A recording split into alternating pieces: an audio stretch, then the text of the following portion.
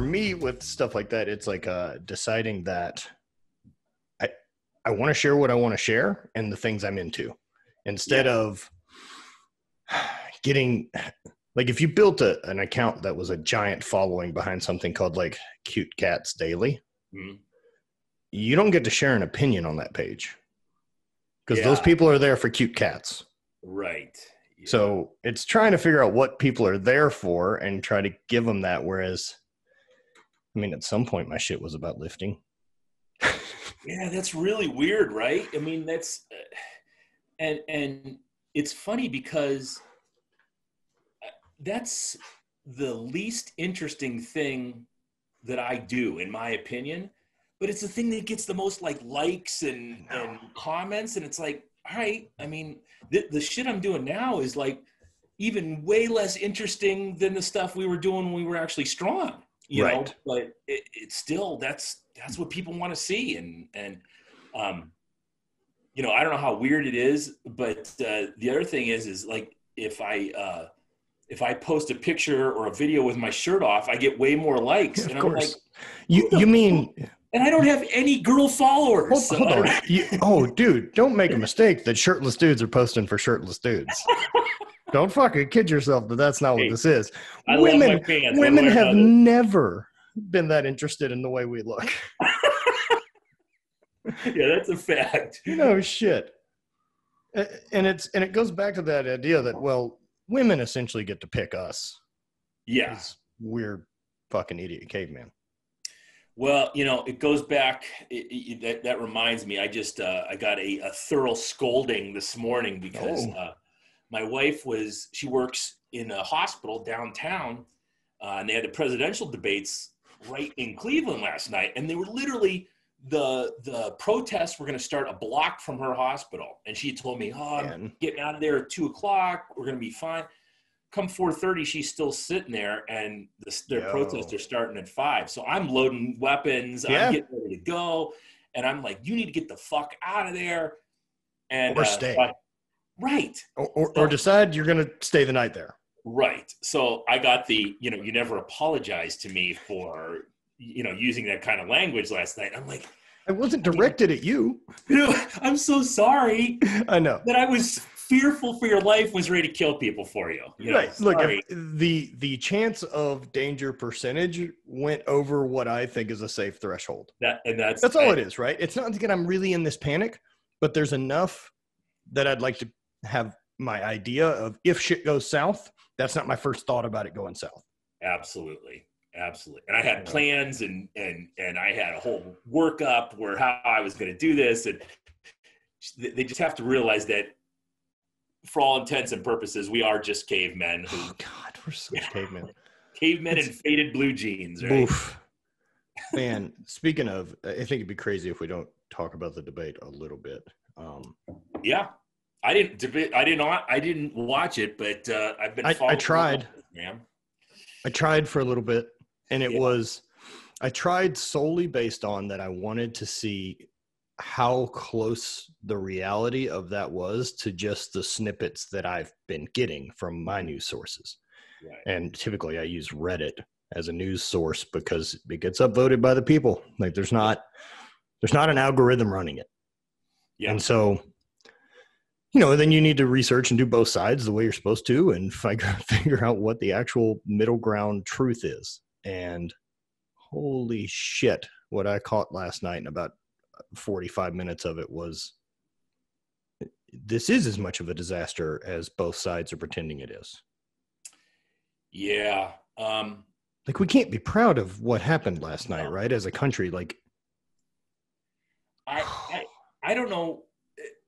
This isn't a earth-shattering sentiment because you hear it from everybody on the planet with any kind of middle of the ground attitudes towards this stuff. But in a country of 340 million people, how we end up with these two guys, dude, and we've got people like Tulsi and Dan Crenshaw. We have Elon Musk in the same fucking country.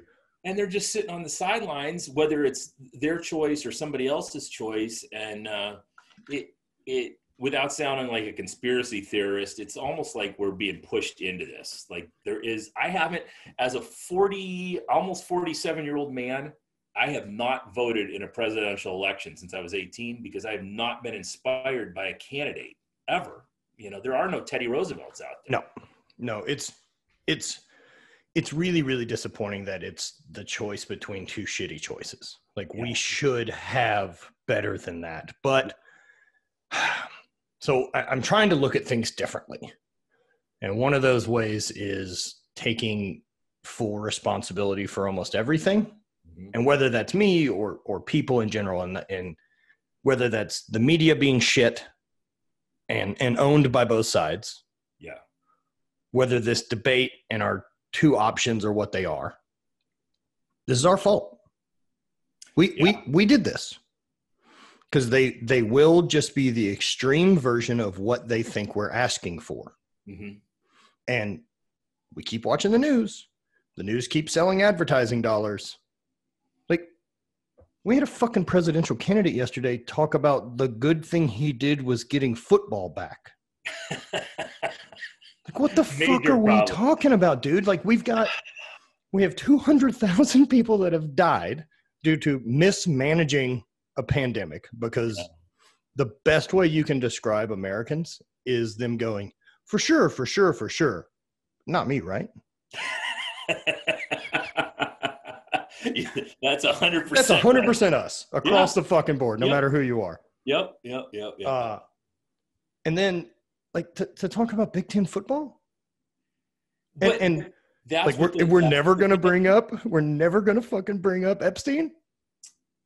Yeah, I don't know if either side wants him to bring up Epstein. No, of course they fucking don't, because they're all involved in some fucking way. Yeah, I don't know what that is. It's very odd that we don't hear news about it. Yeah. And how about the fucking Pentagon just leaking, saying that we did find spacecraft, or we have a craft not of this origin, and then we're just going to gloss past that? I posted that on my Instagram page, and I'm like, you dumb motherfuckers. They said they have an off-world vehicle. What else could that possibly mean? And it's like, oh, yeah, okay, cool. If nothing else, I would love that better defined, and please show me. Nobody's even talking about it. There's not a word. No, because we're all talking about this bullshit, because the whole plan is to keep us as split and divided as humanly possible. In what world do they say, oh yeah, by the way, we have an alien spaceship, basically, and nobody bats an eye? Dude, I think part of it is, like, you almost have to really slow roll that information into the American public. Yeah. Because, like, what are we talking about? Like, because if aliens exist, like a greater species, because if they've made it here, they're better than us. Absolutely. That's just a fact.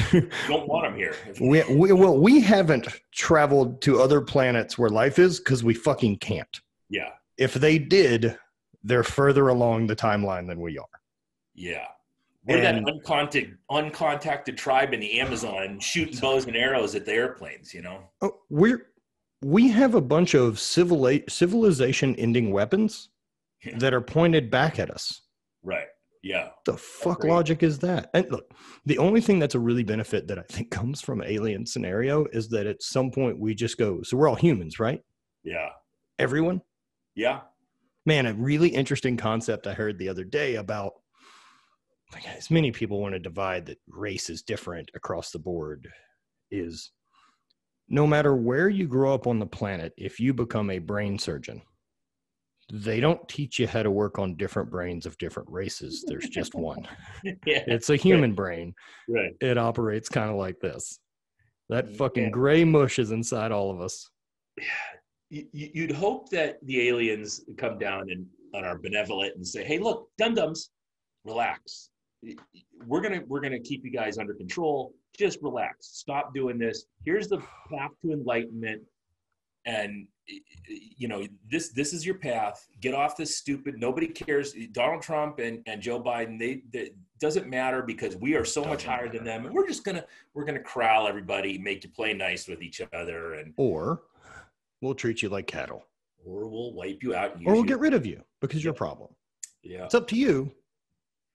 I mean, who knows? They could have fucking seeded us years ago so that we produce plastic. Maybe plastic's very valuable to them. They're like, look, if we make these assholes will ruin this planet with this shit, and we'll just come in and harvest it out. I'm so down the Anunnaki hole with books, and I'm all over this shit. And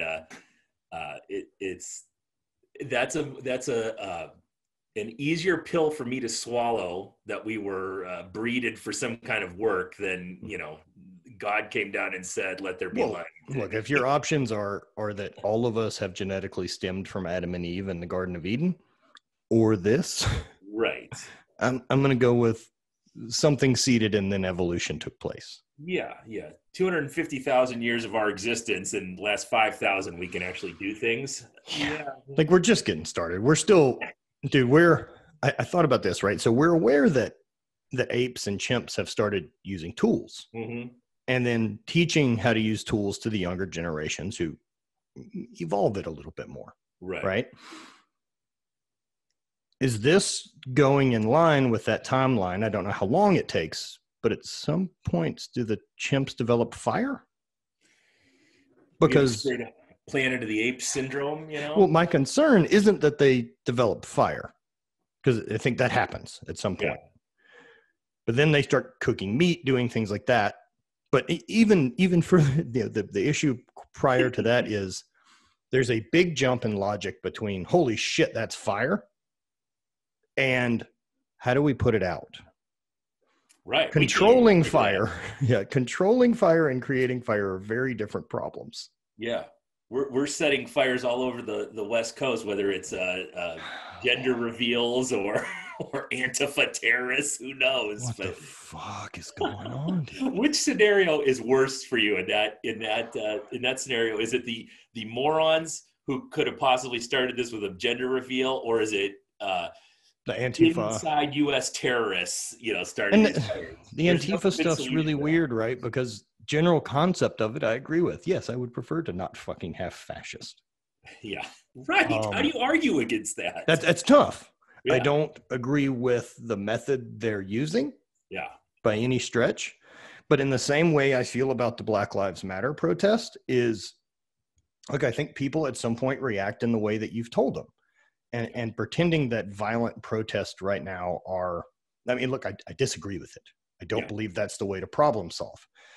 But logically, since the 60s, and we've had civil rights issues, I think we've proven to the Black Americans who are trying to fight for change that quiet fucking protests don't get the job done. Yeah, it depends on who you're gearing it towards. If you're gearing it towards the politicians, they don't give a fuck. They don't give a fuck. But for if you look at it from an instance, now I'm not going to side with Antifa or Black Lives Matter. Although again, Black Lives Matter, hey, I can get behind that sentiment. That's yes, of course. Yeah, of course. But if you look at what happened in Cleveland last night, there wasn't a lot of arrests. There's no buildings on fire. My wife is back at work. And you had these wonderful pictures of people protesting. Some of them were, it's really weird because you have these odd suburban white kids who are like, who the fuck are these people? And man, they're fucking trying to be part of it. I get it. This is what kids do. This is that moment in college where you think you fucking know stuff. And then you have these legitimate people who've had to deal with this actual problem, or whether it's a real problem or not, that's not for me to judge. I'm a white guy living in the suburbs. But yeah, I put up a post today that said, hey, bravo to you, because now I can sit down with you and I can listen to your side of this and go, oh, okay, I can get behind that. If you want to protest like that, I'll support your right to protest like that until the day I die. But if you knock on my door and you try to break a window, then you got to deal with what I'm bringing to the table. Which is probably bullets. Bullets, right. And now, my problem with that and what you're saying is, prior to this year, I, as an American citizen, felt that there was a fucking 0% chance that at some point during the night, I get a knock at my door, police are there, and then I end up dead. Yeah. I would have thought that's a 0% chance of a thing I need to concern myself with living in as an American. Yeah. Now that's not a 0% chance. Yeah. And coming from a guy who, I mean, I spent 19 years in corrections. Mm-hmm. And, you know, I was on the specialized teams. We were when I was younger, like I got out of that probably within 5 years, but we were pushing into cells. We were fucking guys up, for lack of a better term. That's what we were doing. Oh, yeah. It was never, ever. And I worked with guys of all different colors, and because the city and the county I'm in is a very diverse area, which is, I think, why we aren't having very many problems. But there was never a time where we sat in that roll call. Well, the Midwest in general is not on fire. Right. Yeah. But there was never a time we sat in one of those roll calls or at lunch or anything, and some guy looked over at me and said, I'm going to go fuck somebody up today. Right. This didn't happen, because if you did that, I remember being in an altercation one time where an inmate attacked a very old corrections officer, and I busted in to help him, subdued the guy. Backup came running in. As soon as they saw I had the guy down and was handcuffing him, they all backed off, except for one dickhead who came in and hit the guy with pepper foam. And the guy on the floor who just got pepper foamed went from being the asshole to the guy who pepper foamed him. Yep. So now we're helping the inmate up. We're taking him up front. We're getting him checked out. And they are laying into this guy who pepper foamed the guy because he's a big pussy, right? I've got the guy under control. There's no reason for He's that. not resisting. But what I got from that is that's the way you handle your business. You're a professional, and if you have to fuck somebody up, you fuck them up. And if someone comes in and attacks a helpless person, no matter what they've just done, then that guy becomes the asshole. That guy's the asshole. Right. And we have a way of weeding those people out. Now, I don't know what's going on, and I'm sure there's psychopaths and sociopaths in all line of work. The problem is now we've got sociopaths in a field of endeavor that has weapons and badges and authority, and that's the problem. Man, it's tough. You know, I think that if at some point to turn the tide in our country, the two things that really do matter are both our police force and our education system. Yeah. I also believe, you know, wholeheartedly above both of those things, that leadership is the issue. As we don't have leadership, we have elected officials who are fighting for a celebrity fucking mascot role. I don't know what exactly it is. And my concerns about that type of thing are that our leadership right now, or alleged leadership, and this goes both fucking ways of whoever gets put in, our current presidential embodiment. Yeah.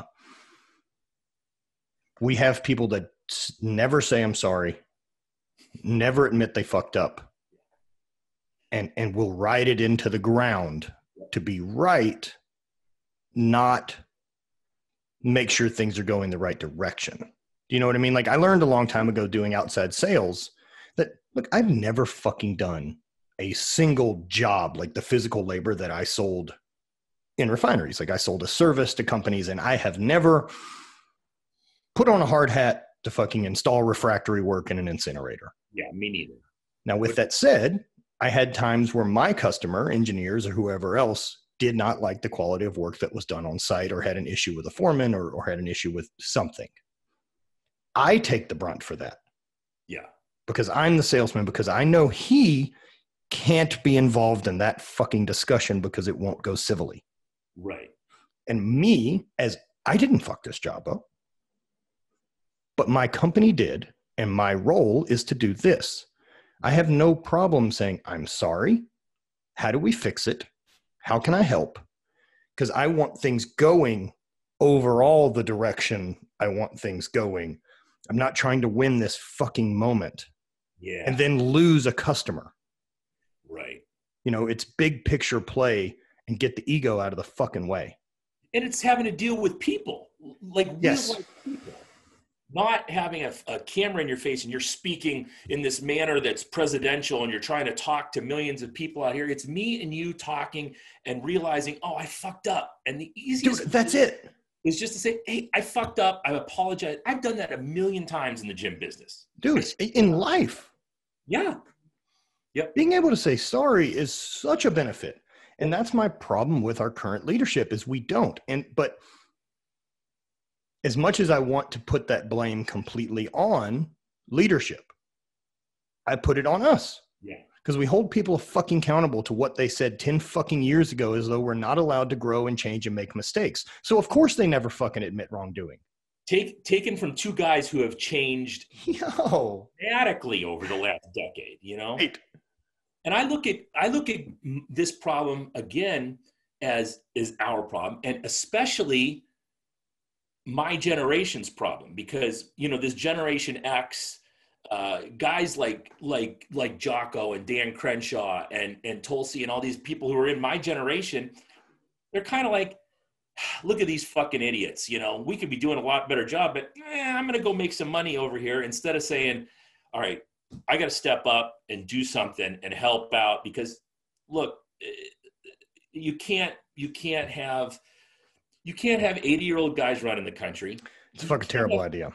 And you can't have AOC running the country, because how many times is AOC going to change in the next 20 years? You know, I mean, hopefully a lot. You know, I don't give that girl, that woman, that lady any kind of heat, because God, how fucking stupid were we when we were that age? Yo, you know? Of course, but we have to, as a country, decide that we can give that leniency for someone to grow and actually develop, instead of, I mean, I heard someone make this point, right? That like, what do we do in another 10 years when we realize that there aren't people that came through their 20s that didn't send a nude to someone? Right. Do we have to hold people accountable at 22 for a picture they sent someone that they were trying to be intimate with? Like, get the fuck over it. Right. Yeah. We're going to pretend that that's the judgment call that decided whether we can trust him as a president. Meanwhile, friendships with known pedophiles is totally like, we'll just fucking gloss over that. Just don't pay any attention to that, you know. Yeah, don't ignore the man behind the curtain. Or if they took any of my group texts, right, where I'm calling people queer or whatever. I mean, God, I don't have any, I don't have a discriminatory bone in my body, especially towards people. I love them to death. If people had any idea of the things my friends and I have said to each other in the course of my life, horrible. Oof. Yeah. There's a worse things than I would ever say to someone I don't know. Oh, yeah. Right. There's a girl in my jiu-jitsu class who I threatened to murder and put in my trunk of my car every day, you know, and everyone in class laughs and think it's hysterical. But if they ever got a hold of those text messages that we have in our group chat, fucking forget about it. Right, because also nothing's taken in context anymore, and we pretend that language alone is more important than the context that it was used in. It's no different than right now. What I find fascinating is that the employees at Spotify are wanting to censor and edit Rogan podcasts based on things he's saying. Like, the fuck are you talking about? It's free speech. There's a way to vote for this. It's called quit listening. Yeah. That's the vote. Like, you vote with your goddamn dollar and stop listening. You don't get to make a protest at work to be anti-free speech. Go fuck yourself. Yeah, and that's the thing, you know, my wife has this friend and this group of friends, and they are all very, or a lot of them are very anti-Joe Rogan, but it's because I don't think they've actually listened to the show. Of course, they've never listened to a fucking episode. What show has more people from different sides of the aisle than that guy, you know? Also, what show isn't fucking owned by a left or right conglomerate? Yeah, right. That he can still pick who he wants to have on and talk about whatever the fuck he wants to. Yeah. The fact that he can have Brett Weinstein, yeah, which is about as left and liberal, other than he got booted by that system because of how insane and left and liberal it went. Yeah. And Tim Kennedy. Yeah, right. Do you know what I mean? Like, these two dudes aren't having lunch, but I bet they would. They'd probably fucking enjoy each other's discussion because they're both intelligent and they both listen. 100%. And that was Weinstein's whole thing on that show, is let's get people from both sides of the aisle and put them together and they can work together. And man, what a great idea that sounds like. Well, dude, for me, a lot of this stuff I have issues with is the forced compliance of it. Yeah. Like, I got DMs in March when everything popped off about what is Hate Brand planning to do to sponsor and hire more athletes of color, right? And I responded with, I have a videographer who's half black, half white. I sponsor 4 or 5 different Asians. I have sponsored a trans girl in the past. Just so I'm clear, do you mean black? Like why I don't sponsor black athletes? It's because none have asked. Yeah. Yeah. And my brand's niche enough that it doesn't work for me just to sponsor anyone. It's got to be a fit. Well, and they better be good at what they do. Yes.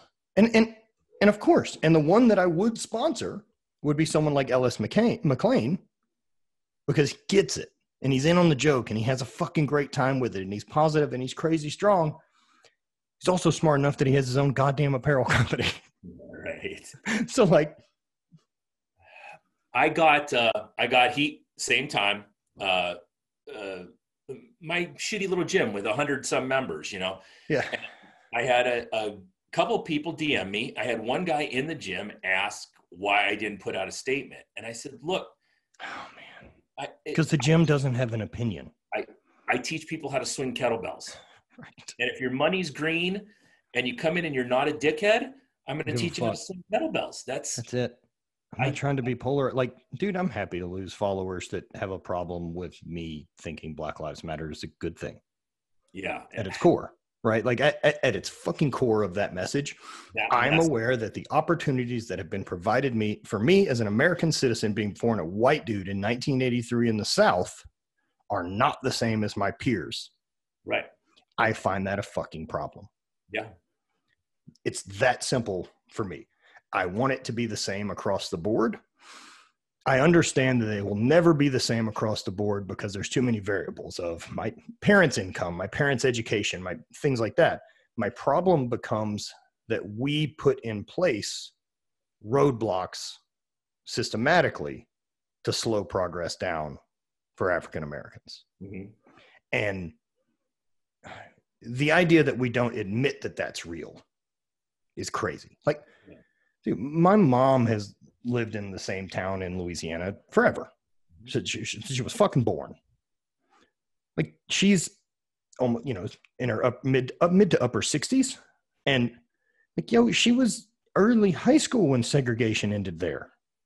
Yeah. And so like to act like, so what you're telling me is that the women of my mother's age and men of my mother's age of color within the South, so my generation's parents were not even allowed to educate the same way that my mom was, much less their parents and who could own fucking property. I mean, even the little bit of trickle down of wealth and education that comes from being in the system that wants you a part of it is different. Yeah.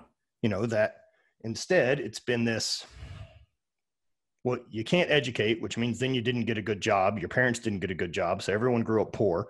Poor people don't get a better education. And it's cyclical. I get it. Yeah. That there are, and fuck using the examples of outliers to try to prove the middle of the bell curve and be like, well, LeBron James is a billionaire. Like, fuck you. That's not the same. Yeah, and coming from a guy in Cleveland, LeBron had a lot of things coming up as soon as he was 13 years old. Because he was wildly talented. Here you go. Yeah. That kid was destined to be a fucking has it. He's got it. You know, whatever it is. And that's using outliers to disprove that point is crazy. But then we can celebrate the people who actually do, you know, find a way to pull themselves up by their bootstraps and overcome challenges. Let's look at you and your brother as an example. Right. You know, he looks like an Anunnaki. You know, he's like he's one of these humans that the gods look down on and go, oh, this motherfucker is going to be perfect. You know. Right. You're welcome, sir. But what are you? 5'11", 5'10"? Yeah, I'm stretching for 6 foot.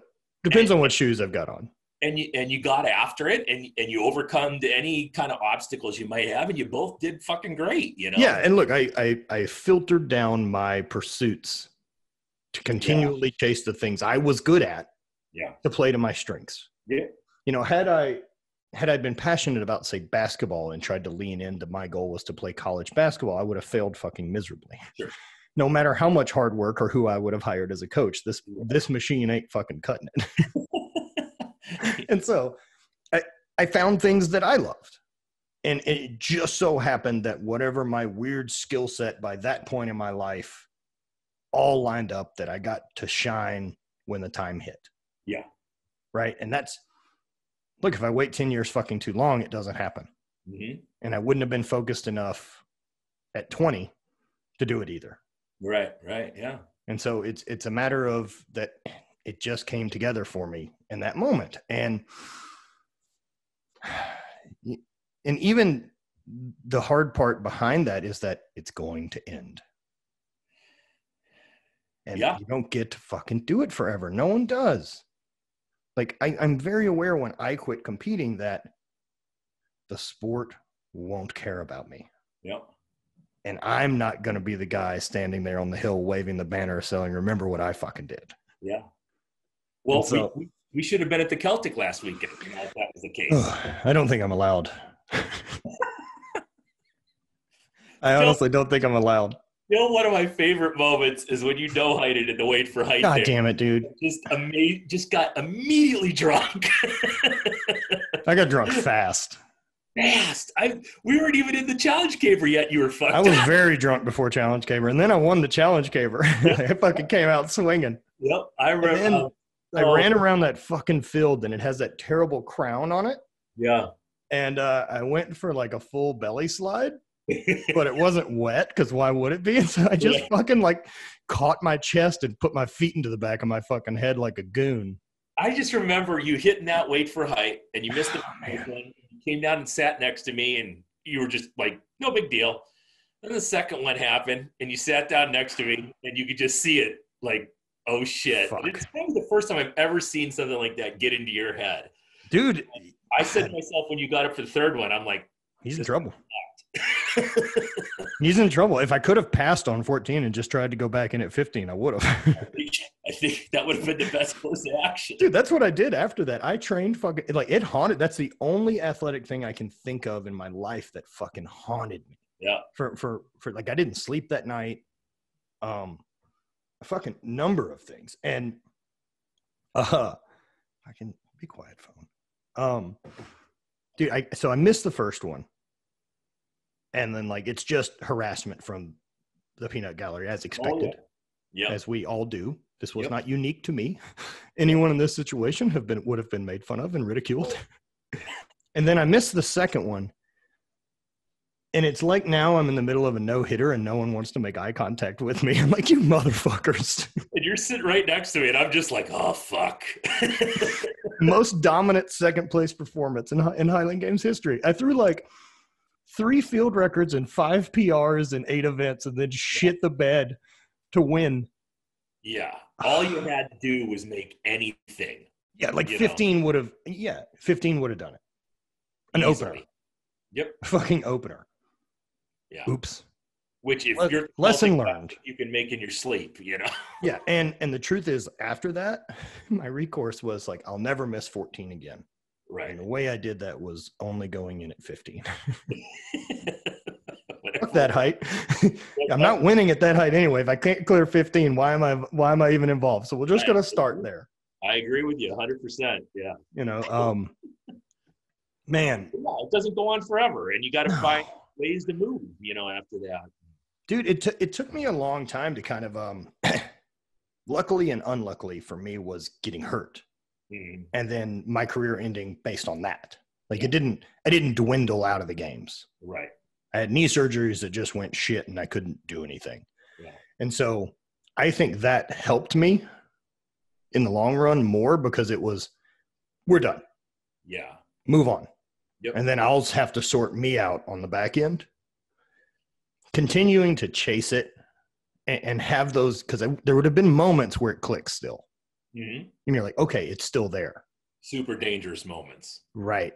Where you're like, it's still fucking there. I can train and get that instead of realizing like that's the flashes of a dying thing. Yeah. And we all know guys like that who stay in the sport too long and they take up spaces for the young guys. And I was the same way. 2013 rolled around. I was like, Carey's still throwing really far, Mark. What's that? Gary's still throwing really far. It's not him. Well, when I came back, and I tried to come back as a master, and it isn't the same. I'm not going to. I knew that was never going to happen. I was never going to compete as a master. I tried it. I thought I would compete with, me and Aaron would compete together. But when you come back and you're throwing 70 feet in the 28, dude, nothing makes your dick hard. It's like, fuck this. I don't care. It's the same way I feel about lifting right now, because like I still love training. Yeah. Because I like training to get better at shit, whether that's now cycling or whatever it is, or trying to look better. Which I don't particularly care for, the training that involves aesthetics. I don't give a shit. I like training heavy and explosive and moving fucking weight. And the biggest thing that I've missed from that and throwing are those moments for me that everything has to be quiet and I give a shit about these 2 seconds. Yeah. And I don't have a thing in my life anymore that requires that amount of focus for that thing. Yeah. Even comparing now to more cycling and endurance stuff, realizing like what a difference it is in how like outcome based most of my thought is, because as an athlete for 20 fucking years of throwing in college and middle school and high school and all the way through, I never have time to think about the thing I'm doing while it's happening. It's a second. And then you give me a number immediately that makes me decide how I feel about it. Yeah. Right? Like I get immediately, okay, here's a number that I need to do better than. And then that becomes your persona. Feedback. That's your feedback, right? And so when you're running or cycling or doing something like that, like I've signed up to do an 18-mile trail run in Moab in May. Nice. And it's going to beat the shit out of me. I'll probably walk most of it. Yep. So it's weird, the idea that the feedback happens the whole time you're doing it. Yeah. Instead of like, okay, what was the finish? Was that better than last time? Done. You're not going to be the best at it, no matter how. It could be terrible. There's no way. It's just not what we do. No. And that took some time as well, man, to come on the backside and realize that like I was so fortunate to find a thing that my ability lined up for and allowed me to be the best in the world at. Right. I'm not going to find a second. Right. Most people don't. Most people don't find the one. And that's okay, because like instead of the bitterness that we've seen in a lot of athletes of they don't know how to deal with the dying of that light and close that chapter to move on to the freedom of another chapter, instead just constantly chasing it is such a useless pursuit. Yeah. Powerlifters, powerlifters will powerlift till the day they die. Yep. Broken. Right. And when I got out of Highland Games, it took a couple years, but I ended up getting into jiu-jitsu and I love it. And it's great. I'm training 3-4 days a week and I'm really getting after it. And my instructor is like, wow, you should compete. You don't get it. Right. I know what happens when I compete. When I compete, yes. I become singularly focused on competing, and my poor family has to deal with that. And I become an asshole again, because the only way that I ever competed well is if you were my enemy. And well, see, mine always turned into this was the enemy. Yeah. But it was like I'm fighting against my natural inclination to want to do nothing. Yeah, right. Yeah. The lazy fuck that lives inside of me that wants to hang out and fucking eat snacks and drink beer and tell jokes. Yeah, that's a great demon inside all of us, right? Yeah, I needed to dislike people in order to throw far, and it was a horrible way to live for the 17 years I was a professional. It's just tough. It's exhausting. People I'm reconnecting with who, for some reason, I didn't like, and then I had to have a talk with myself afterwards and go, why didn't you like that guy? Oh, that's because you just wanted to beat him when he threw. So right. What a weird thing, right? That you've already narrowed down, and like that's part of what I miss too, right? Is the fact that like Spencer and Chuck and my brother and you guys, like that's my tribe. That's the people that fucking get the weirdness of what we're doing. Yeah. And like explaining this to other athletes in strength sports now is really strange to explain that, like, like there's no Highland Games coach out there that you're going to really hire. There's a couple people doing it, but it's not like powerlifting. Yeah. You know, where there's 24 or Yeah. or 100 fucking different coaches you can hire to write your programming and do this thing, especially when we were doing it. Yeah. Like YouTube had just kind of started, and I'd leaned into that to create content to share with the guys I was throwing of like, does this look good? I don't know what's happening. Because there's only 8 other fucking people that can give me information. Well, and I think that's why you had, so when you came on the circuit, you got some animosity from people because it had never been done before. And the thing that irritated me was, and we got to spend some time in Nova Scotia, and that's when I was like, oh, I like this guy. He's all right. And the thing about it was we were all looking for ways to make money off this shit. And nobody else could figure out how to do it. So why am I going to have any animosity towards a guy who'd figured it out? You know, good on you, because I wasn't smart enough to figure that out. My whole plan was never where I'm at now. Right. No. My whole plan was like, so I make a couple extra grand a year throwing. It'd be cool when I quit throwing if I had a couple extra grand a year still coming in. Right. Which turned into a few books and then turned into the brand and all of the other weird shit I do. And people automatically think that this is an easy process. You know, I thought about doing the clothing brand and did it for about a year and went, oh, this fucking sucks. I don't want to do this. Not easy. First of all, I'm not good at it. Second of all, I have no idea what people want to wear because I wear the same black t-shirt and jeans every day. So it's not like I can do this. So then I said, oh, fuck that. I don't want to do that. But I enjoy the podcast. So when I do a podcast, it's just what we're doing now. So I get sponsors to pay me to have conversations with people I like anyhow and want to talk. Very strange. I'll take it, you know? Dude, I love it as well. The podcast is one of my favorite things I get to do. There is some weirdness that I like staying accountable to of the narcissism of it, that I believe the conversations I have with my friends are interesting enough. Yet I should be paid to have those. Well, do you remember when we first started, when and I don't know, I was an amateur and you go out to dinner afterwards and there'd be like 3 pros at the end of the table. Mm-hmm. And my idiot amateur buddies are trying to talk to me, and all I'm just focused in on what Ryan Vieira is talking to Carl Braun about, because that's all I want to know. And that's kind of the way I look at the podcast. Is just like maybe people out there aren't getting a chance to talk to Matt Vincent or correct, or, you know, all these people that I talk to, and they can just listen in. Well, that's really how I feel about the YouTube channel and the travels and stuff that I do. Is look, I've been so fortunate to have this really rad network of people that have let me play. Yeah.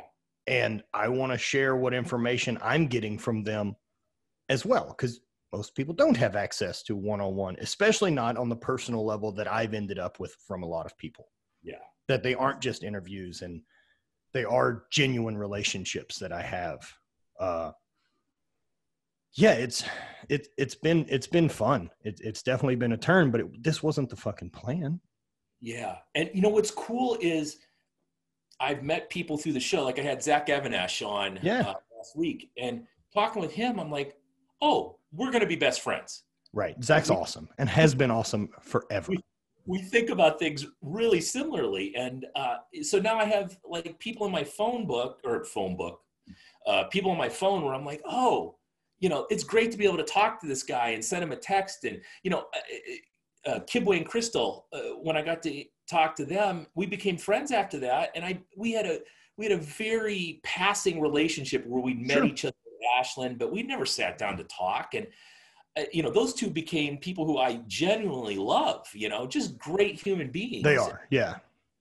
You know, I see pictures of their kids on Instagram and they're just great kids. And it's just nice to meet people like that. And through this stupid computer, you know, if me throwing rocks in the field has opened the doors to have these people in my circle, right? Like, you know, I think about that too. I think about Ryan and Francis and this former crew or Gregor or, you know, that life before I got there, that social media didn't exist. Right. Now, whether or not they could have figured out how, I don't know.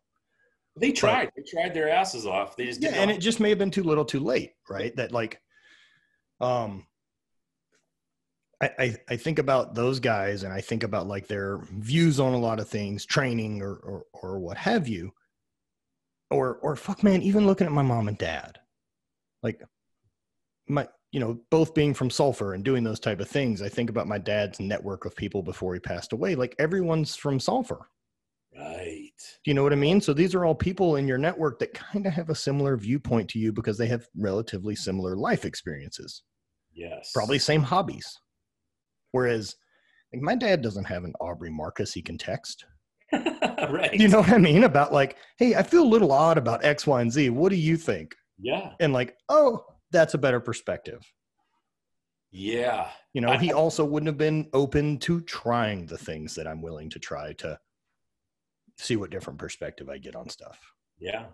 I can't think, and someone will yell at me, but I don't have any close friends in my hometown. Everyone I'm friends with is from miles away, and it's a flight. Yeah, a lot of times it's a flight for sure. That's what it is for me and Bonnie as well. It's a fucking flight, man. And one of the things that comes with that took me a long time was there was a part of it that ego-wise felt like, well, this sucks. Like they don't ever come to me. Right. And then I made peace with that by taking the responsibility of like, if it's important to me to see these people X amount of times a year because I feel better, because I grow from it, because I benefit, I'm going to go. It's my priority.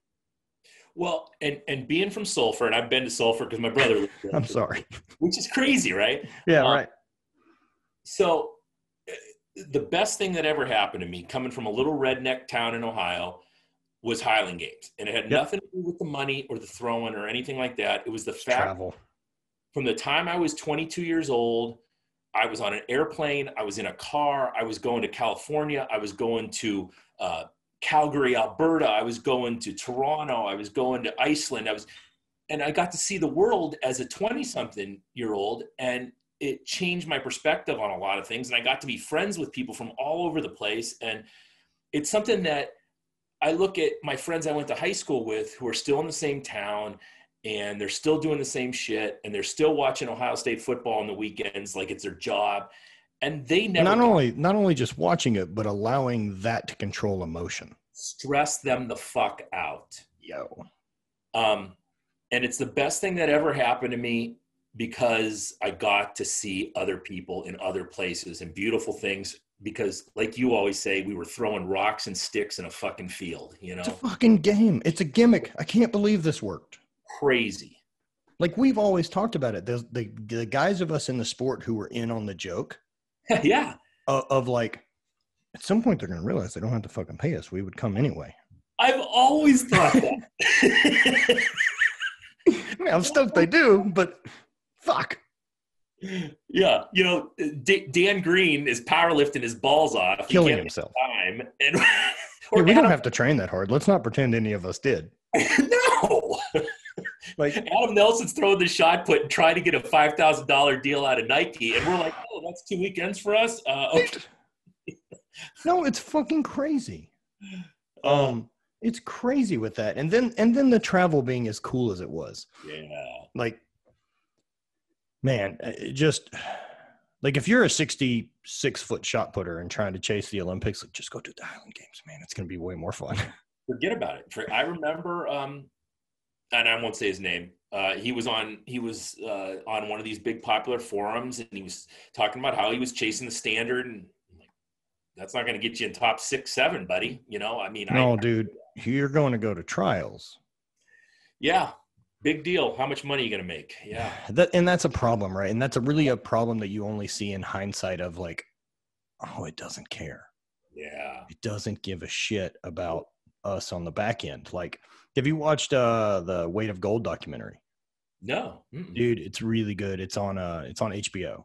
Okay. And it's Michael Phelps is the main thing in it, and it's talking about post-Olympics and the down and the slide, and then especially retiring from the Olympics as an athlete, because all you've ever cared about your entire life is that thing. And I think it's tough, right? Because people who now believe they're committed to a sport, whether that's powerlifting or strength sports, and people that we deal with, they don't understand what track and field at the Olympics requires from people. Like even Michael Phelps, and there's nothing I can take away from what a talent that guy has at his thing, right? He's the freak of who's ever touched water. Yep. But the Olympics on the track and field are so goddamn deep with talent, and the margins are so thin. There's a reason Usain Bolt only gets to compete in one event. Yeah. He's not doing 9 like Michael Phelps. You fucking can't. Because if you run the hurdles, that is all you were great at. And so like Lolo is on there, and like, man, I just have a lot of empathy for her, because I'll never have that. The worst moment in my fucking athletic career is the thing at Celtic, which I'll sit here and laugh about. Right. Yeah. That it wasn't her Olympic run in Beijing where she clips a hurdle, right? Mm-hmm. That's, like, so 8 years ago, you made a team. The next time you made it to the Olympics, but didn't make the finals. Yeah. And the third time, 12 fucking years of being a professional, not counting your college career and not counting the high school career for her, which were serious. You fucking got it. Yeah. You're gold, man. Like you have won everything. It is your race.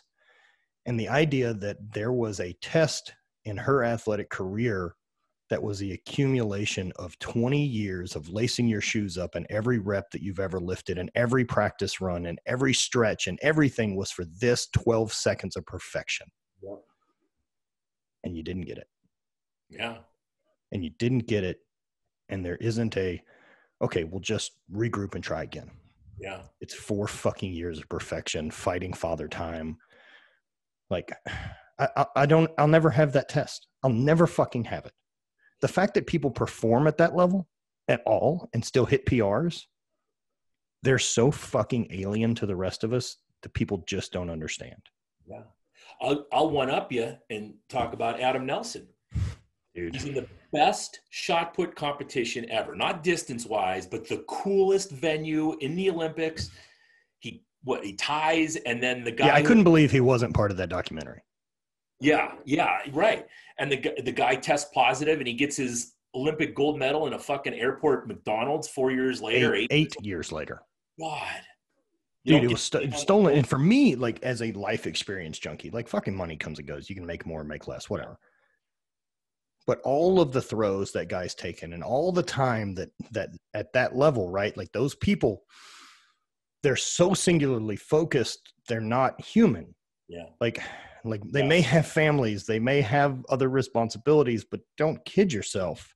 There's a selfishness that has to happen for success at that level, that it becomes this game of saying, like, look, I know I'm being an asshole, but if you just let me do this thing that I'm set out to do, you'll get it. If I can just get there and we win, it all changes. Yeah. But it doesn't. No. That's the fallacy, is that you're still you and no one cared tomorrow. And but to have that moment, man, that all of that accumulation, and then you did pass the test, you fucking won. Yep. And you didn't get that national anthem on the podium. Dude, that's thin air of getting to stand on that fucking podium and hear that national anthem and get a gold medal. Right. And they stole it from you. I'm not cool forever. I don't know that I find a good way to fucking deal with that one. Yeah, and he has dealt with it with grace and honor and a lot of demons. Yeah, yeah, and a lot of demons, and and you see that, man. I love the guy, and I hope he finds another thing that will require that amount of focus out of him that he loves. Yeah, because if he could focus the same way, he just can't. Smart enough to do anything. He is. He just hasn't found it yet. Yep. Yeah. And that's what was stupid about, and the reason why I don't want to compete anymore is because we were playing this stupid game, and it's when I compete, that's the only level of competition I know, is I'm going to work at this, and I'm 5'10", and I'm just going to bust my balls, and I'm going to work as hard. I'm going to outwork everybody because I don't have any genetic. That's the only option. I don't have any genetic gifts at all. And I'm going to be an asshole to my family because I'm focused on throwing. And, earlier in this conversation, I said, well, I threw 86 feet in the 28. Did that fucking twice. Right. Twice in my whole career. But that became my thing. So now how do I get to 87? And then I realized it doesn't fucking matter. It doesn't matter that I throw 87. And it doesn't change any of it. Because when I hit 86, nothing changed for me. Yep. No, and that's a tough one, right? So I think about that, and I spoke about it with powerlifters at this thing we did in Colorado a few weeks ago, and it was talking about like this concept, right? That essentially what we're doing by entering powerlifting and deciding that's our thing is I would like to know, by whatever rules I decide to play by, how fucking strong can I get? Mm-hmm. I want to know the most that I can lift in those three events. In those 3 events, period. Right? So it's interesting to me when people find out and then aren't happy that this is it. There is a number that you're not going to surpass from hard work. Yep. There is a number that equals how strong you are. Yep. And at some point you find it. And so to act like the pursuit is something past that, like be stoked that you found, like, that's the whole point, right? Is to find the outer boundary. Yeah. And then once you find it, if you can't pass it, move on. Yeah. Close that chapter, find a new goal, and apply the same fucking tenacity to it. Yeah. But people look at it like, well, I can't quit powerlifting. I have 10 years invested. Right. And you don't want to end up being that guy who's 58 years old who can't get both arms on the bar because he's so fucked up and he hasn't hit a PR in years, Or be that guy, but be stoked. Just enjoy the process. That's all it is. Yeah. What's the most I can do today? If you can change to that perception. Yeah. What's the best I can do today? And that's the way I train now is same. I train because it's fun, and I get up the next day and I don't know what I'm doing, and I just go do it. That's honestly why I love cycling anyway. Yeah. But cycling, or even the trail running stuff, or any of this other stuff I'm playing with, or even big hikes. Like, I'll never be good at this. Right. I don't have the skeleton, and I'm too beat up. Mm-hmm. I have altered this machine enough that like it's not going to run well. And that's good for me, because if I found that I was naturally gifted at it, and then I was like, oh, well, I'm better than all the people that I ride with it here, so maybe I should try to find a better group to ride with, because that's what makes me better. And then realize I'm good, well, then I would end up pouring the gas to it. Yep. I need that these pursuits can stay a hobby, and that I'll never be good at them because genetically I'm not built to do well. Yep.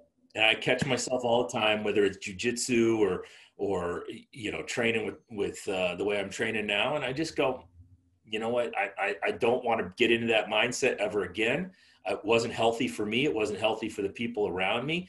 I'm a much happier, more pleasant person to be around. And it's just, I like me better as a retired Highland Games athlete than I ever liked myself as a competitive Highland Games athlete. Right. And I think it's valuable to realize that chapter served this chapter well. Yes. As it's supposed to. Yep. I say this a lot too. It's like, if your life is split up into chapters of a book that are decades long, who the fuck wants to read a book that the chapters fucking 4 through chapter 8 are just talking about chapter 3? That's a shitty book. Yeah. Yeah. You're like, remember back in chapter 3 when I did that cool thing? Pretty fucking cool. Then you're Oldfield. Wow. Yeah. That's a bummer. And meeting him in person, that's a fucking bummer.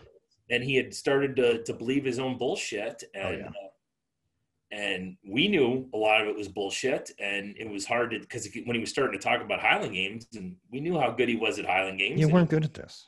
He wasn't what he said he was. No, of course not. It's hard to it's like me going to him and saying I was a 75-foot shot putter. Right. Yeah, I had a couple training days where I threw mid-70s. I just couldn't put it together in a meet. Ended up about 57-10 was my best. What? Yeah, I mean, that's what it is. And those characters are out there. And, you look at somebody like Well, you talked to your boy Andy Stumpf. Yep. It's interesting to hear him talk, and Jocko's another one where they don't talk about Buds because Buds wasn't the pinnacle of their career. It's the same reason that when we got together to throw, we never fucking talked about training. Right. We all know what we're doing. Yeah. We don't need to discuss it. There's not magic to it. We all know there's not magic. We all do it. Yeah, and that's exactly right. The Buds is a job. Yeah. The training for us was the job. The reward was getting to fuck off on the weekends and somehow pretend we're there to entertain. Getting paid to go on a road trip with your buddies every weekend. Yeah. Dude, I mean, did you get to spend any real time in Scotland? No, I never went over. You know why? Never. Because every time this is my. It's because of drug testing. Wouldn't have passed the drug testing for sure. But when you motherfuckers went over to Scotland, all the games in here, all of a sudden I went from the 8th best guy. Oh shit, that's. So I made a whole lot of money while you guys were in Scotland. Yeah, I went, dude. I think about that with Dan. Dan never went. Oh really? He went for like a north-south game or something very early on in his career, but I mean, other than going to Halkirk. Yeah, for Worlds. Yeah.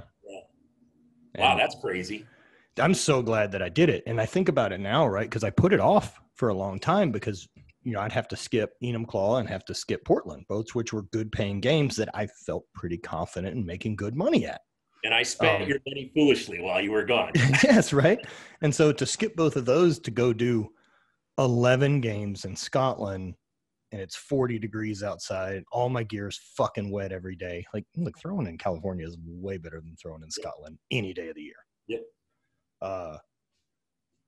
But man, I'm fucking glad I did that. I'm so stoked that I got to travel around that country with Scott in the fucking minivan and road trip back and forth and stay at Gregor's and get to know Dougie and all of those relationships. Spend more time with someone like Alistair or any of those people around Scotland who are historically knowing Hamish. Yeah. Yeah. Oh yeah. Right. Fucking maniac. Like the worst game I've ever done was one that he put on at Aberfoyle, but also it's got to be one of my favorite memories of competing because that guy's such a legendary cunt. Yeah, he's a fucking lunatic in every sense of the word. Yeah, like and like about this point, like it was notorious that he was gonna try to not pay us. Like that's just part of the deal, and we're showing up for it. Like there's 5 of us that showed up at this game. It's piss and rain the whole day. Like this is our last game before a 5-day break before Worlds. Yeah. And like, I just remember looking at Scott numerous times. I'm like, what the fuck are we doing here? Like I could use an extra day of rest. Sure. And meanwhile, it's 40, it's cold. We're throwing in a field that there isn't anywhere that's flat. And dude, this field looks like they must have come and bush hogged it the day before and knocked down 4 feet of grass that they just left laying everywhere. Right. And now it was wet. So there's these tractor ruts cut on 100% of the field. Like your trig is just loaded with this like 2-inch drops every. But also Hamish would talk on the microphone, which is nuts. And do his whole 51-1 talk about throwing the Braemar far. And he's like, the women in the glen, you can still hear him talk about it. 51-1. Can you imagine? And like, I remember Scott Lean, he's like, I can imagine I broke that record. And he's like, no, lad. Yeah. No, I should have done that. And if to tell you the truth, back then when I was working in corrections and doing this, I needed the fucking money. So I took get it. And I didn't even get over to Iceland until that trip with you where I was over there as a master, and got to go fuck with the Husafell. I went over there to do the Masters World Championship, but I went over there to lift the Husafell stone. Yeah, you went over there to go to Iceland. It just so happened there was other shit to do. 100%. I wanted to go to Iceland and see Iceland and then lift the Husafell stone. And, okay, I'll do a Highland Games while I'm there, too. Yeah, why not? Highland Games is fun over there. Yeah. But Peter's great. And, like, anything Peter put on is fantastic. My judge is Magnus for Magnuson. Right. I mean, fuck, I'll take it. It's really strange to me that through that world, right, who we got hooked up to, that those characters of Magnus Ver or any of these people that are legends within the strength community that like I know personally. Yeah. And that to me is the nerdy spot that I'm stoked on, that like Hapthor is a friend, or Magnus for Magnuson's a guy that I can reach out to, as weird as he is. And we all know we're all fucking weird. Yeah. Like no one's pursued what we've pursued as you're a relatively balanced, normal person. No. And I always tell the story about being in Portland one year when they had the Nationals there the first time, and, getting to meet Mac Wilkins. And then we're doing a keg toss in this parking lot of a brewery. And I just met my hero, and I'm throwing the keg, and the keg comes out weird and bounces, and it's coming right at him. He has to like jump over a hay bale to get out of the way. And I almost killed Mac Wilkins, No. Like stupid shit like that we got to do, I'm throwing a keg in a parking lot at an Olympic gold medalist, Dude, I got a good ego check in Iceland one year. It was like the first year that I went, first or second. And so by that point, like, there's a lot of ego there. I'm pretty top shit with throwing, as far as the games were concerned. Peter tells me, he's like, one of the local strongman new guys going to come out and throw a keg over a bar, try to break a world record. And like, I remember looking at Peter and I was like, throw a keg over a bar. Like, well, I'll get involved in that. Like, I'm not going to let some ham and egger come out here and fucking beat a throwing record. Like, this is what we fucking do. Yeah, right? yeah. Like, I'll out technique this fucker. And then Haffy shoehorns himself out of this fucking tiny Lexus when he gets there. And I remember just looking at him like, well, that's interesting. Like, dude, he beat me in keg and it was a full-size keg. And so, like, I can't get it between my legs the same way he can, right? And he beat me by 4 fucking meters.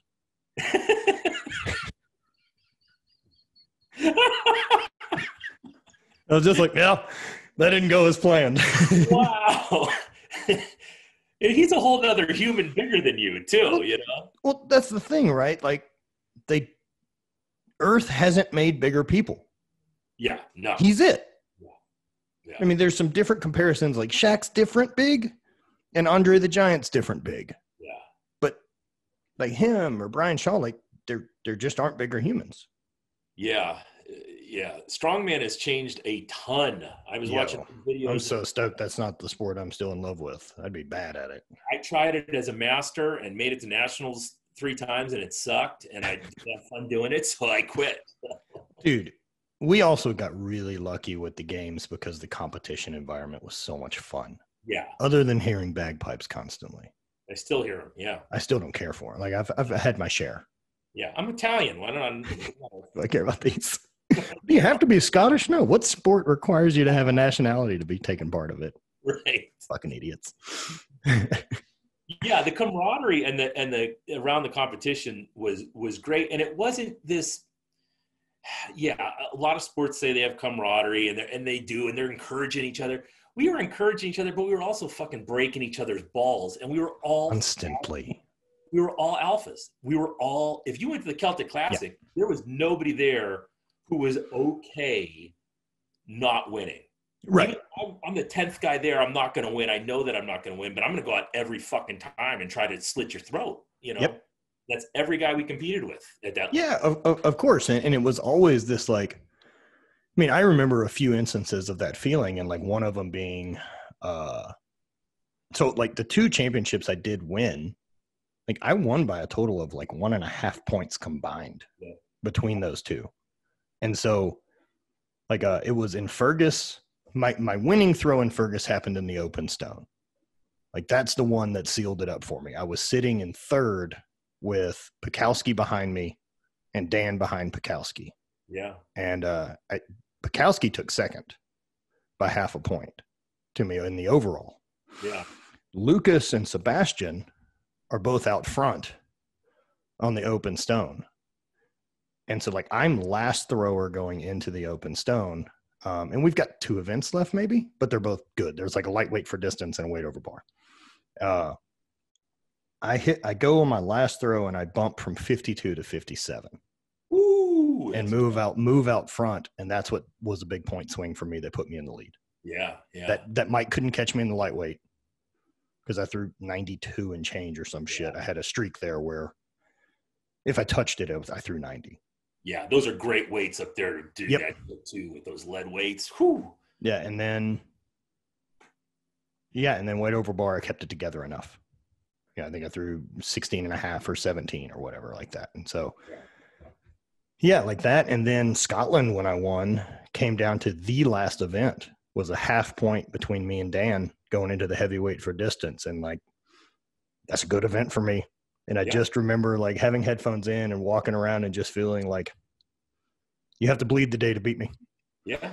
If you want it, come fucking get it, but it ain't gonna be fun. That's another, for those people who aren't Highland Games dorks like we are, that's another thing where you look at you and the genetic gifts the gods gave you and the genetic gifts the gods gave Dan McKim, and the only way you're going to beat him is to outwork him and out technical him. Well, and for me, it was also like one of the bigger gifts that I've been giving with competition is that, dude, I show up on game day. Yeah. And I'm consistent. Well, and here's the other thing, and I've said this in podcasts about Highland Games before. I competed against Ryan Vieira, and I competed against Aaron Neighbor, who's a Olympic discus thrower, and I have a great Aaron Neighbor story. And all these super high level athletes. I firmly believe you were the most athletic guy I ever competed against.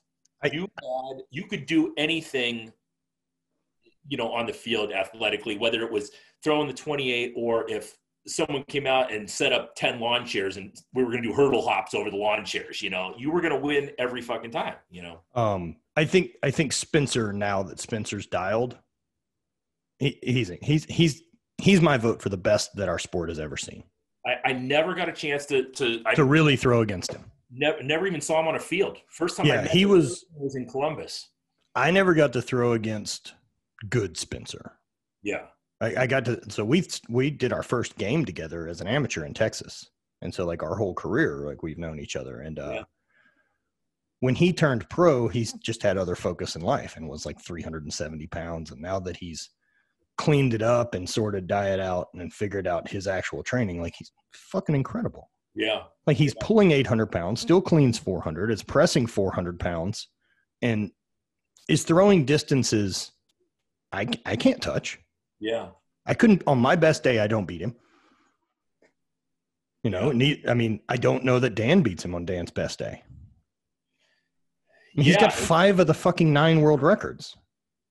How many world championships would he have if he was allowed to leave the freaking country? Right, that's Dewey's like, yeah, but look, man, part of the game is you got to get there. So I don't look at that as anything other than Spencer's fault. He went to fucking Hank in Amsterdam and shit the bed. He could have won that one. Yeah. But he fucking shanked a throw into the crowd and then never quite recovered mentally from it. That's always a danger, right? There's a danger. It fucks you up. It's the only way I could ever get in Craig Smith's head is if he shanked one in Ferguson, threw it to the crowd, and then if I ever wanted to fuck with him in the hammer, I go, man, this field looks a little tight. It's fucking tight. I just ruin him. Yeah, man. It's was such a good sport, dude. And then it's cool having that thing. I think now about a lot of folks who are trying to enter this space that we're in that is now a job. Yeah. And they weren't ever into a thing. Like this is the thing. And that to me is very weird. Now, I really enjoy taking all the lessons that I learned in that, decade of training on my own and training in a garage by myself for a sport no one fucking cares about and throwing in a field by myself. And I can apply that now to my business and the podcast and anything else, because what I realized the trick is you just can't ever stop. Yeah. That's the trick to success. Yeah. Is keep listening to failures, keep correcting the ship, keep going forward. That Musashi quote that once you know the way broadly, you begin to see the way in everything. And it's I kind of live by that. You got a recipe. Yeah. I know how to have a successful gym because I was successful at Highland Games. And the only reason I was successful at Highland Games is because I just busted my balls every day and just worked super hard. Well, and you didn't commit to a training style that you said, this has to work, and I'm not going to pay attention to any of the feedback it gives me. Yeah. Yeah, and I'm even more into that now than ever before. I have a quote on the top of where I do my programming for the gym that just says no dogma, no dogma. Just That's it, use right? and just and add new shit. And if that doesn't work, get rid of it and just keep going forward. And I found out the best thing I've ever learned. And if I could give one piece of advice to young kids, young lifters, when I say young lifters, anything younger than me is just think about it this way, that everything fucking works. Everything works. Work your balls off. Because there's no way that the Shaco program and Westside program can both work, because they're completely fucking different, but They both work. Everything works. Just work your ass off. And not only that, like, try everything and figure out what's the best that works for you. Yep.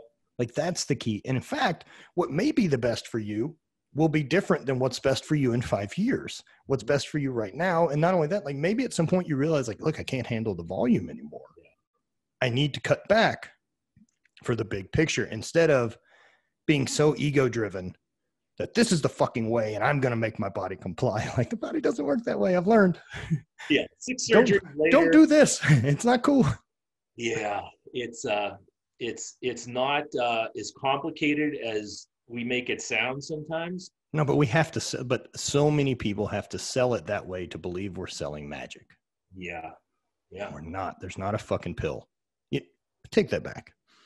If there is a supplement that I believe is magic, it's psilocybin. Yeah. Tell me a little bit about that, because I know that's part of your trip now, and I'm super interested in it. I had talked to Crystal Johnson about it, and I'm like, my only concern was, I've got some weird shit in my head, and I'm not a small guy. What if I end up mangling somebody? But she was telling me, it doesn't work that way. The way it works. And I think a big misconception that people have about it is the only altered state most people have ever been in is alcohol. Mm-hmm. And you are out of control. Yeah. Like, there is a point that you are no longer really at the wheel at all, and you're dangerous. Mm-hmm. Mushrooms don't work that way. Right. Neither does LSD. In my opinion, psychedelics don't work that way. They are, including that into ayahuasca and everything else I've tried, it's medicine. Mm-hmm. I don't know a better way to describe it than medicine. Like, I describe, so even like a microdosing psilocybin, which I've been playing with a lot, and probably have done,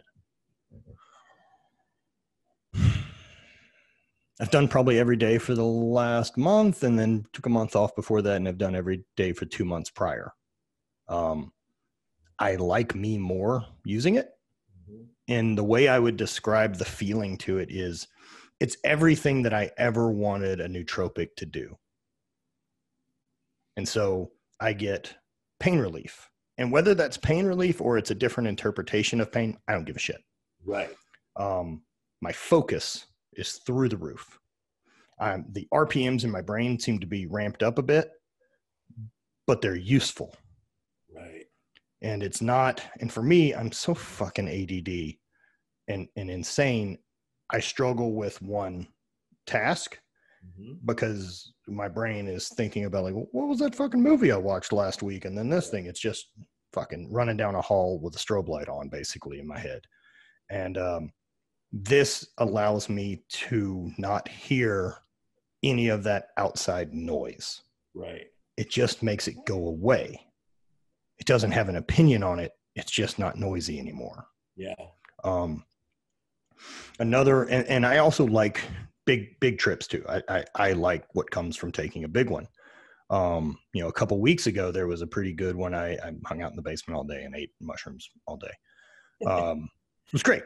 Yeah. And then part of me is frustrated with, like, what the fuck are you protecting me from by making this illegal? Yeah. So, and when I look at it, first of all, when I do drink alcohol, I become the most loving. Yeah. To a point. I read the book Supernatural by Graham Hancock, who talked about the benefits of psychedelics, and I'm really interested in it. It's man, I think it's a really beneficial thing, especially toward this age, where like I don't think it would have been good at 25. Yeah. Just because your brain's still mushy. Yeah. You don't know what's going on. But at the perspective I'm at now with my life, it's been great. I believe that it is why I have a good relationship with my ex-wife. Mm-hmm. I believe it's why I have a good relationship with Bonnie. I think it's why my business has continued to grow and do better. I think it's why I'm happy and not bitter about the bad luck that came from knee surgeries and losing my sport and any of this. And instead, it's this overwhelming sense of gratitude that pours through. Mm-hmm. And now the other side of the coin of gratitude is empathy, which is something I haven't had great amounts of in my entire life. That's changed. And I do. And like, man, there will be moments where I'll catch a movie or something like that. And if there's, you know, like a tear jerk moment, I may be fucked. Oh, I'm horrible. I'm horrible. Yeah, I'll boo-hoo. And good, right? Like at least I'm more grasping that perspective, or how I feel about, you know, the difference in my plight in life versus growing up in the South as a black guy. Yeah. You know, being aware of it. Yeah. But you do have to wonder why that's being kept from us. You know, what is? Well, look, we know. So, and for me, it was really, part of it was realizing how beneficial cannabis was. That was the start for me. Was this gave me an option to manage pain outside of taking Percocets. Right. Yeah. And for the 3 years plus that I was prescribed Percocets, I'd have probably been in trouble. Mm-hmm. But instead, I haven't used them very much. Now I believe that there's a time and place for them. I don't believe they're evil. They're a chemical, no different than fucking anything else. Now there is a beneficial time to take it and a not good time to take it. Like if I have pain level at an 8 and I need to go to bed, Percocets are awesome. Sure. That's why they exist, because we have that ability. I'm glad we have it, but I don't need it if things are at a 2. Right. I need something in between. And that's what cannabis did for me. Yeah. And so as soon as I started smoking a lot and I was very, very aware of like, maybe this is addictive, I don't know enough about it, and then would take a month off and just realize, oh, my hip and knee fucking hurt more and I'm more agitated all the time. Yeah. Instead of it just making it okay. And then from that, it was this, what the fuck are you protecting us from? Like, why is this illegal? And then I realized that, you know, the epidemiology of it with William Randolph Hearst and then outlawing it and doing all that with prohibition. And so the soonest that I realized that this helps, and I've been fucking lied to by police officers and people of authority my entire life, that this will ruin my life. Yeah. What else are you lying to me about? Yeah. And across the board, it's been everything down that road. Like I know with my brain structure, me and cocaine aren't going to get along. Yeah. Like I know that. I've dabbled in those waters, and I know that that's not a beneficial chemical for my brain. Probably the same as I'd feel about meth. Yeah. But you know, things like I think alcohol and cocaine tend to lean more into the ego that's already there, and pump it up. Yeah. You know, no one's taking their shirt off after smoking a bunch of pot and trying to fight people in the room, or fight someone across the room who hasn't ever made eye contact with you because you're bored. Yeah, that was always the funny thing with me with alcohol, is I became even, you know, a much more lovey guy. You know, I've never been in a bar fight that wasn't outside of a job where I was bouncing or something, you know. Same for me. Yeah. You know, and I wasn't drunk for any of those fights. Right. No, yeah. Right. I was at work. Yeah.